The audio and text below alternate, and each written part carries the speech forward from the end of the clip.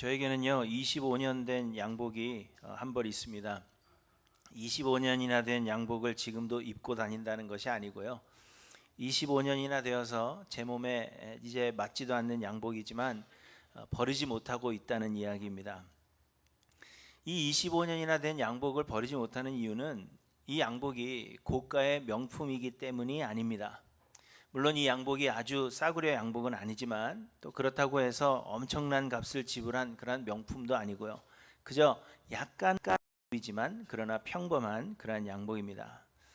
제가 이 양복을 구입했을 당시에 제 허리가 28인치였는데 양복 바지를 느려서 32인치가 될 때까지는 이 바지를 입었습니다. 이 양복을 입었습니다. 그런데 이제는 더 이상 남은 옷감이 없기 때문에 더 이상 바지를 늘리지 못하고 있습니다. 그래서 이 양복을 입지 못한 것이 한 20년은 좋것 같습니다. 그런데 이렇게 이제는 더 이상 입지도 못하게 된 양복을 버리지 못하는 이유는 의미 때문입니다. 왜냐하면 이 양복이 제가 아내와 결혼할 때 처가에서 처음 해준 양복입니다. 그래서 왠지 이 양복은 버릴 수가 없어요. 더 이상 입지도 못하는데 누굴 줄까 하다가도 버리지 못하고 가지고 있습니다. 이번 여름에 제 아들이 왔을 때 이제 본인이 인턴도 해야 되고 그러면 양복이 필요하다 해서 제가 아들에게 주려고 했는데 한번 입어보고는 가져가지 않았습니다. 그래서 여전히 저희 집 옷장에 걸려 있습니다. 또 저희 집에는 결혼할 때 입었던 제 아내의 웨딩 드레스도 있습니다. 결혼식 당일 리셉션을 할 때 커피를 쏟았기 때문에 커피 자국이 여전히 남아있고, 또 이제는 몸도 그때와는 많이 달라져서 입을 수 없고 여전히 가지고 있습니다.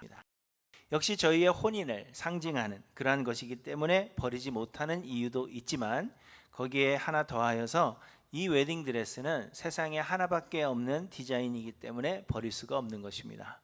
제 아내의 친한 친구가 웨딩 드레스 디자이너인데 제 아내를 위해서 특별히 제작한 하나뿐인 드레스입니다. 그래서 실제로는 별로 가치가 없는 것이지만 그럼에도 불구하고 버릴 수 없는 것입니다.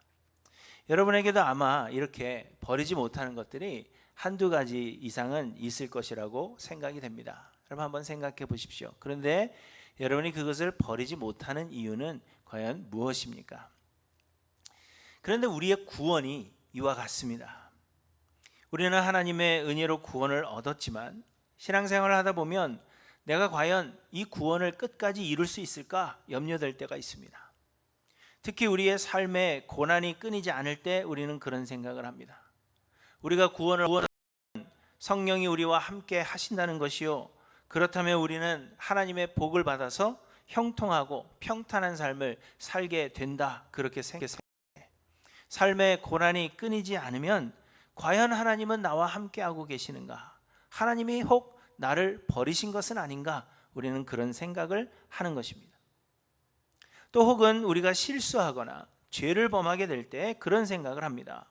구원을 얻었다면 당장 새 사람이 된다고 생각하기 때문에 죄를 범한다면 하나님께서 벌을 내리실 것이다 생각하고, 그렇다면 구원을 이루지 못하게 될 수 있다, 그렇게 생각하는 것입니다. 그러나 여러분, 우리의 구원은 결코 빼앗기거나 취소되는 것이 아닙니다. 우리가 은혜로 구원을 얻었다는 것은 우리의 선한 행위가 구원을 얻는 조건이 되지 않았다는 것입니다. 곧 우리는 구원을 얻었어도 우리가 의로워서가 아니라는 이야기입니다. 그리고 우리는 여전히 성화의 과정에 있고 여전히 죄인입니다. 그렇기 때문에 우리가 계속 죄를 범하게 되는 것은 당연한 것입니다. 다만 우리는 조금씩 나아지는 것이요, 우리의 생이 다하는 그날에 역시 하나님의 은혜로 우리가 의롭게 되어서 우리의 구원을 이루게 되는 것입니다. 그러므로 여러분, 우리가 죄를 범한다고 하여서 것입니다. 우리의 구원은 우리의 범죄함으로 인하여서 결코 빼앗기거나 취소되는 것이 아니라는 것입니다. 또한 우리의 고난은 지극히 당연한 것이라고 했습니다. 지난주에 우리에게 말씀하신 대로 자녀이면 또한 상속자, 곧 하나님의 상속자요, 그리스도와 함께한 상속자니 우리가 그와 함께 영광을 받기 위하여 고난도 함께 받아야 할 것이라 그렇게 말씀하셨습니다. 그리스도를 믿는 사람들이 죄 많은 세상에서 고난을 당하는 것은 지극히 당연하다는 것입니다. 예수님은 세상에서는 너희가 환난을 당한다 하셨고, 베드로 사도는 선을 행함으로 고난받는 하나님의 뜻이라고 하셨습니다. 그러므로 우리의 죄로 인한 고난도 물론 있지만, 그럼에도 우리의 고난 때문에, 우리가 고난이 있다고 해서 우리의 구원이 취소되는 것은 결코 아니라는 것입니다. 그러므로 여러분, 우리가 죄를 범하여도, 또한 우리의 삶에 고난이 있어도 우리의 구원은 확확합니다. 우리의 구원은 결코 빼앗기거나 취소되지 않고 우리의 구원은 반드시 이루어질 것입니다. 1장 6절에 보시면 너희 안에서 착한 일을 그리스도 예수의 날까지 이루실 줄을 우리는 확신하시나 이렇게 말씀하십니다. 우리 안에 구원을 시작하신 그이가, 곧 하나님께서 그리스도 예수의 날까지 우리의 구원을 이루신다는 것입니다. 우리가 이루지 않고 하나님이 이루심을 말씀하십니다. 그러므로 여러분, 염려하지 마시기 바랍니다. 우리에게 예수 그리스도의 믿음이 있다. 이는 성령이 주신 선물이요, 그러므로 우리는 구원을 얻은 것입니다. 우리의 구원은 결코 빼앗기거나 취소되지 않을 것이며 우리의 구원은 반드시 이루어질 것입니다. 여러분, 이 믿음으로 힘을 얻으시고 하나님의 은혜가 헛되지 하기 위하여 더욱 수고하시는 저와 여러분들 되시기를 간절히 소망합니다. 그리고 오늘 본문은 우리의 구원이 확고할 수밖에 없는 그 이유, 우리의 구원이 확고한 조금 더 구체적인 그 이유를 우리에게 설명해 주십니다. 첫째로 우리의 구원이 확고할 수밖에 없는 이유는 하나님께서 우리를 구원하시기 위해 치르신 그 가치가 너무도 크기 때문입니다. 하나님께서 우리를 구원하시기 위해서 하나님이 치르신 희생이 너무도 크기 때문에 우리의 구원은 확고한 것입니다. 32절을 보시면 자기 아들을 아끼지 아니하시고 우리 모든 사람을 위하여 내주시니가 어찌 그 아들과 함께 모든 것을 우리에게 주시지 아니하겠느냐는 말씀하십니다. 구원이 우리에게는 하나님께서 거저 주신 선물이지만, 곧 우리에게는 무엇을 요구하지 않으시지만 우리를 구원하시기 위해 하나님께서 치르신 희생의 값은 엄청난 것입니다. 아시는 대로 하나님께서는 우리를 구원하시기 위해 하나님의 독생자를, 예수 그리스도를 세상에 보내셨습니다. 하나님 자신이 자기가 만든 피조물들 중에 하나가 된다는 것 자체가 엄청난 희생입니다. 여러분, 어려서 학교 다니실 때 아마 찰흙으로 인형을 만들어 보셨을 것입니다. 생명이 찰흙 인형에게, 내가 만든 그 찰흙 인형에게 생명을 불어넣어 주기 위해서 여러분 스스로 그 찰흙 인형 중에 하나가 되실 수 있으시겠습니까? 이는 있을 수 없는 일이지만 우리가 할 수 있다고 해도 그렇게 할 만한 사람은 하나도 없습니다. 그런데 하나님은 그렇게 하셨다는 것입니다. 죄로 죽은 우리에게 생명을 주시기 위해서 하나님이 본인이 만드신 피조물, 아무런 가치 없는 피조물 중에 하나가 되셨다는 것입니다. 그러므로 여러분, 그것 자체로 엄청난 희생을 치르신 것입니다. 우리는 하나님이 인간이 되셨다라는 것을 아무런 감정 없이 생각하다가 사실 하나님이 피조물들 중에 하나가 되셨다는 것은 엄청난 희생을 치르신 것입니다. 뿐만 아니라 세상을 창조하시고 세상의 주인이신 하나님께서 인간이 되시기 위해서 비천한 여인의 몸에 10달을 거하시고 죄인의 도움을 받아야만 하는 되셨으며 마깃간 구유 안에 누이시고 모두가 무시하는 갈릴리 나사렛에서 목수의 아들로 자라셨습니다. 예수 그리스도의 낮아지심은 죄인을 구원하시기 위해 사람이 되기로 결정하신 그때부터 예수님은 낮아지신 것이고, 이는 세상의 것과도 비교할 수 없는 엄청난 희생이 아닐 수 없는 것입니다. 여러분 중에 그렇게 하실 분이 있으십니까? 내 자식을 위해서도 결코 할 수 없는 일입니다. 그런데 여러분, 이미 그 큰 희생을 치르신 예수 그리스도를 하나님은 또 십자가에 못 박혀 죽으시도록 내어주셨습니다. 죄인들 대신 조롱을 받으시고 채찍에 맞으시며 무거운 십자가를 지고 골고다 언덕에 오르사 십자가에 못 박혀 죽으시고 물과 피를 흘려 죽으셨습니다. 여러분은 다른 사람을 살리기 위해서 여러분의 아들을 죽기까지 내어주실 수 있으십니까? 그것도 선인이거나 선한 사람이거나 그럴 만한 가치가 있는 사람이 아닌 죽어 마땅한 죄인을 위해서 아들을 죽기까지 내어준다 하는 것은 우리의 생각으로는 이해할 수 없는 큰 희생이 아닐 수가 없는 것입니다. 예전에 어떤 분이 예수님 짤이라는 책을, 우리가 100원을 주고 사면 그건 얼마짜리죠? 100원짜리죠. 10,000원을 주고 사면 10,000원짜리, 그렇게 이야기하는 것처럼 우리는 예수 그리스도의 피값으로 사신 바 되었기 때문에 우리는 예수님 짤이라는 것입니다. 하나님은 우리의 구원을 위해 독생자 예수 그리스도의 보혈을 지불하셨습니다. 그래서 그 가치가 예수님 짤이, 곧 예수 그리스도의 가치와 동일한 가치를 가지게 된 것입니다. 우리가 원래 가치가 아니라 예수가 보혈을 흘려 우리를 사주셨기 때문에 하나님이 우리를 그 동일한 가치로 보신다는 것입니다. 그래서 하나님은 우리의 구원을 취소하지 않으시고 반드시 이루십니다. 만약 하나님이 우리의 구원을 취소하신다면 우리를 위해 흘리신 예수 그리스도의 보혈이 헛된 것이 되고 마는 것입니다. 곧 예수님의 세상에 오심과 낮아지심, 이 모든 것이 헛된 것이 될 뿐 아니라 예수 그리스도의 그 죽음이 헛된 것이 된다는 것입니다.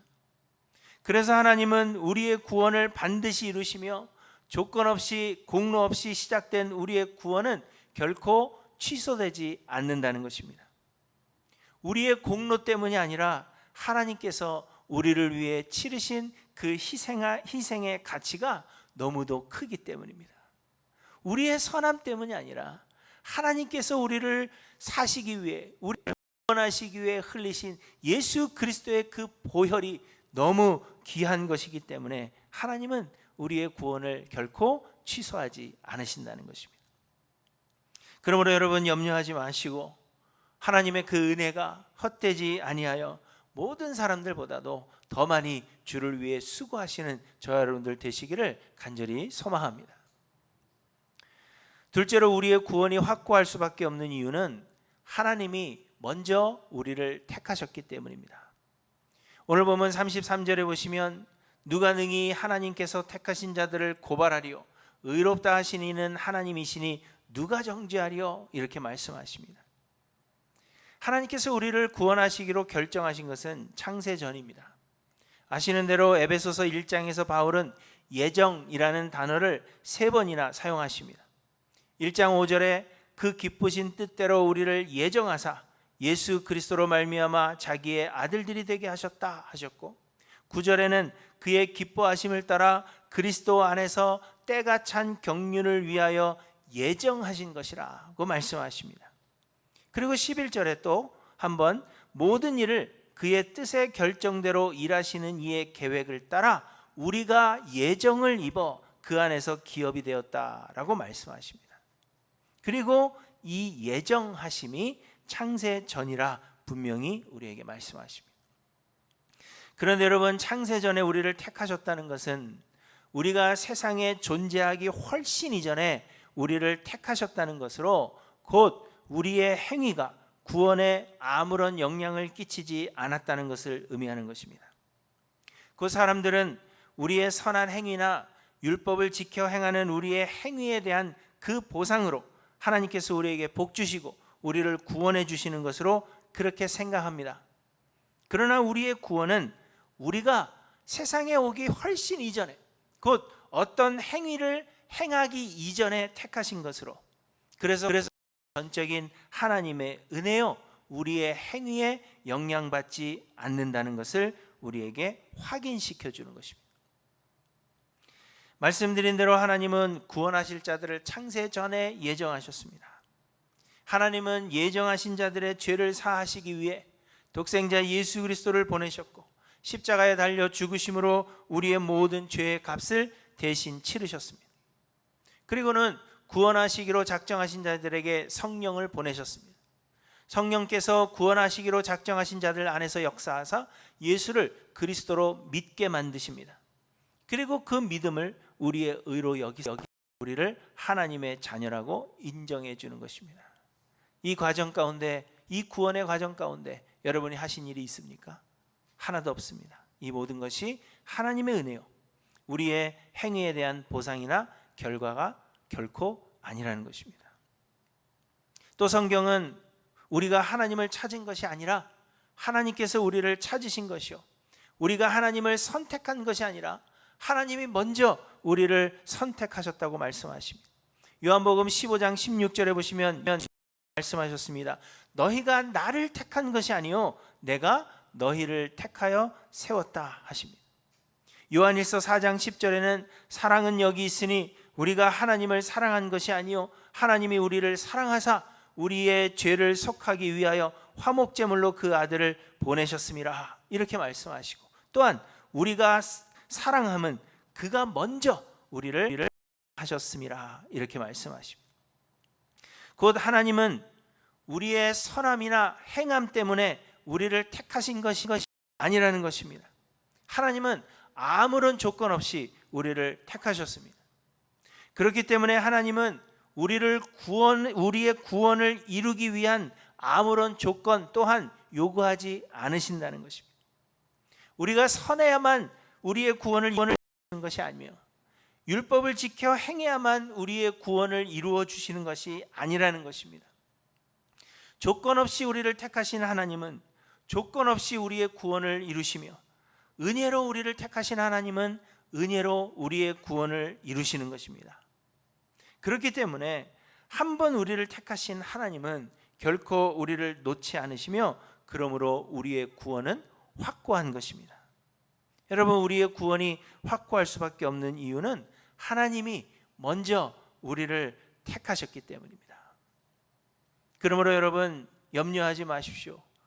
다만 하나님의 그 은혜가 헛된 것이 되지 않기 위하여 모든 사람보다도 주를 위하여 더 많이 수고하시는 저와 여러분들 되시기를 간절히 소망합니다. 또 셋째로 우리의 구원이 확고할 수밖에 없는 이유는 하나님의 아들 예수 그리스도께서 지금도 우리를 위해서 기도하시기 때문입니다. 34절 말씀입니다. 누가 정죄하리요? 죽으실 분을 다시 살아나신 이는 그리스도 예수시니 그는 하나님 우편에 계신 자요 우리를 위하여 간구하시는 자신이라 이렇게 말씀하십니다. 여러분, 예수 그리스도는 하나님과 우리 유일한 중보자이십니다. 이 말은 예수 그리스도 아니고서는 우리가 구원을 얻을 수 없고 하나님께 나아갈 수 없다는 것입니다. 우리는 모두 죄인인지라 감히 하나님 앞에 나갈 수 없었습니다. 공의는 죄인들을 벌하실 수밖에 없기 때문이며 죄의 삭은 사망뿐입니다. 곧 하나님은 죽음으로 우리를 벌하실 수밖에 없다는 것입니다.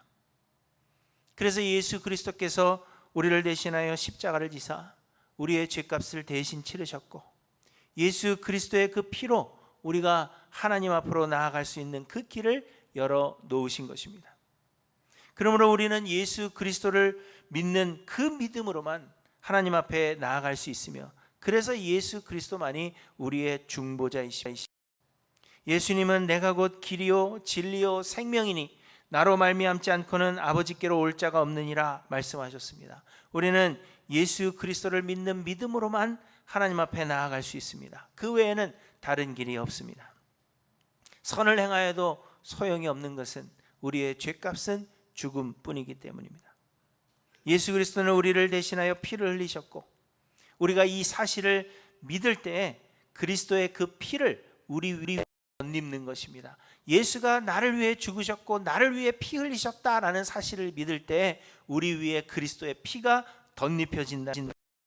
그래서 하나님은 우리를 보실 때 죄인으로서의 우리를 보시는 것이 아니라 우리 위에 믿음으로 덧입혀진 예수 그리스도의 피를 보시는 것입니다. 그래서 하나님은 우리를 아시고 우리를 하나님의 자녀로 칭해 주시는 것입니다. 이 예수 그리스도가 아니고서는 우리가 하나님께 나아갈 수가 없고 예수 그리스도만이 우리의 중보자가 되십니다. 그런데 우리를 위해 십자가를 지셨던 중보자이신 예수 그리스도는 부활하시고 승천하사 하나님 보좌 우편에 앉아 계신다는 것입니다. 뿐만 아니라 하나님 우편에 앉으신 그리스도께서 우리를 위하여 간다고 말씀하십니다. 우리가 연약하여 마땅히 기도할 바를 알지 못하나 오직 성령이 말할 수 없는 탄식으로 우리를 위하여 친히 간구하실 뿐만 아니라, 성령이 우리를 위해서 간구하실 뿐만 아니라 우리의 중보자여 우리를 위해 십자가를 지신 그리스도 예수께서 우리를 위하여 지금도 하나님께 간구하고 계신다는 것입니다.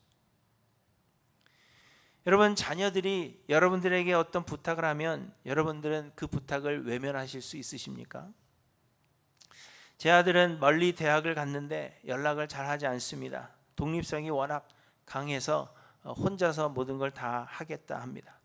엄마가 전화기에 위치 추적을 깔고 어디에 가 있는가를 자주 확인했었는데 그 말고는 위치를 공유하지 않습니다. 그래서 이제는 어디에 있는지 무엇을 하는지 알 수가 없습니다. 그래서 제가 그러면 그 대신 자주 연락이라도 하고 가끔 잘 지내고 있다는 사진도 좀 보내달라 그렇게 이야기를 했지만 대답뿐입니다. 아무런 연락이 없습니다.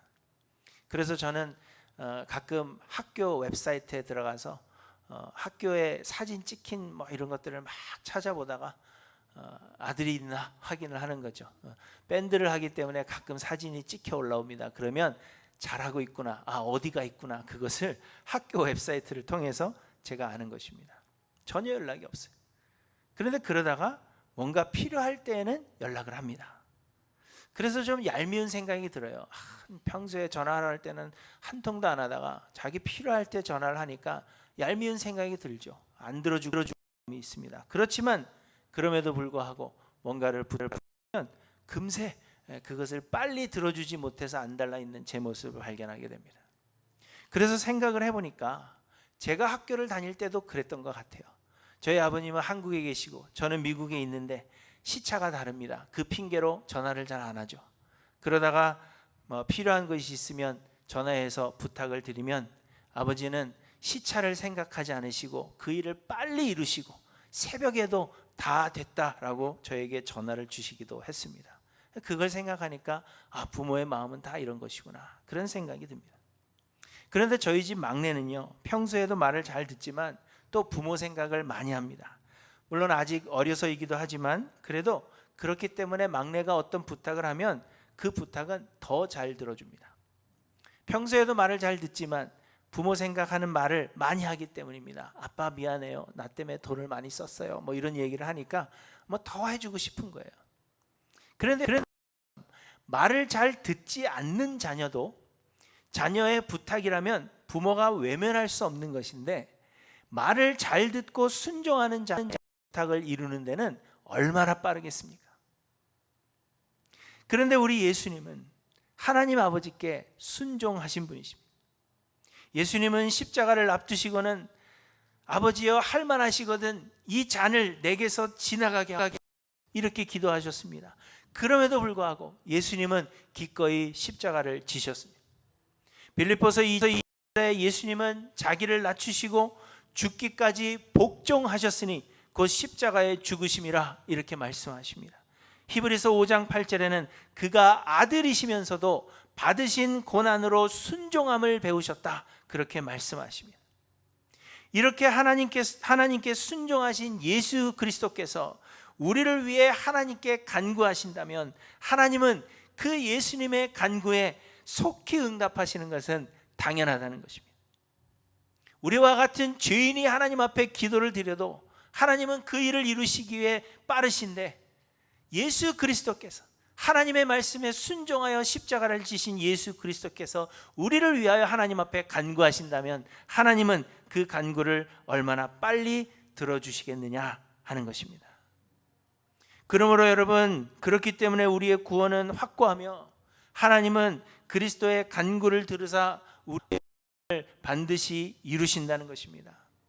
하나님이 우리의 구원을 이루시는 것은 우리의 행함이나 공로 때문이 아니라 그리스도 예수의 간 때문입니다.